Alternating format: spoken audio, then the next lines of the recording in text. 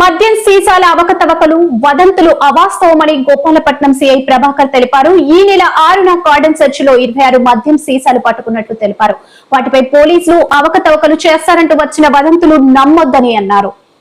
కార్డినెన్స్ search చేసామండి లక్ష్మీనగర్ ఇంద్రనగర్ ఏరియాలో. అంటే ఇది కార్డినెన్స్ సెర్చ్ అంటే దాని ఉద్దేశం ఏంటంటే సర్ప్రైజ్ చెక్ చేసేసి ఒక స్పెసిఫిక్ ఏరియాలో మొత్తం అక్కడి నుంచే ఇన్ ఎగ్జిట్ దారులన్నీ మా స్టాఫ్ని అక్కడ పెట్టేసి అది కార్డినెన్స్ సెర్చ్ చేయడం జరుగుతుంది. దాంట్లో భాగంగా అక్కడ ఏంటంటే స్పెసిఫిక్ అనుమానిత వ్యక్తులు కానీ లేకపోతే ఇల్లీగల్ లెక్కర్ కానీ గంజా కానీ అలాంటి ఇల్లీగల్ యాక్టివిటీస్ని ఫైండ్ అవుట్ చేయడం కోసం కార్డినెన్స్ సెర్చ్ సిపిఐ సార్ ఇన్స్ట్రక్షన్తో స్పెసిఫిక్ ఏరియాలో ఒక్కొక్క పోలీస్ స్టేషన్లో ఒక్కొక్క ప్రాంతంలో స్పెసిఫిక్గా చేయడం జరుగుతుంది. అది సర్ప్రైజ్గా ఉంటుంది. ముందుగా ఎటువంటి సమాచారం కూడా వాళ్ళకి ఇవ్వడం జరగదు.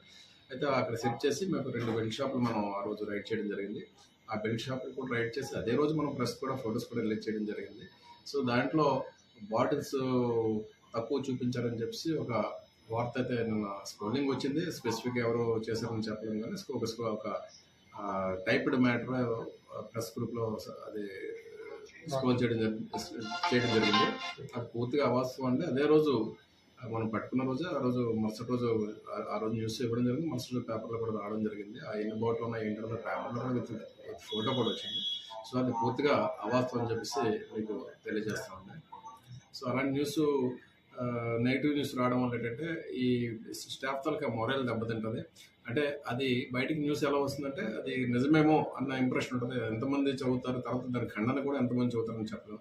బట్ అలాంటి న్యూస్ స్ప్రెడ్ చేయొద్దని చెప్పేసి స్పెసిఫిక్ ఆ సంబంధిత వ్యక్తులను మేము కోరుతున్నాం. దానివల్ల పోలీస్ ఇమేజ్ కూడా దెబ్బతినే అవకాశం ఉంది.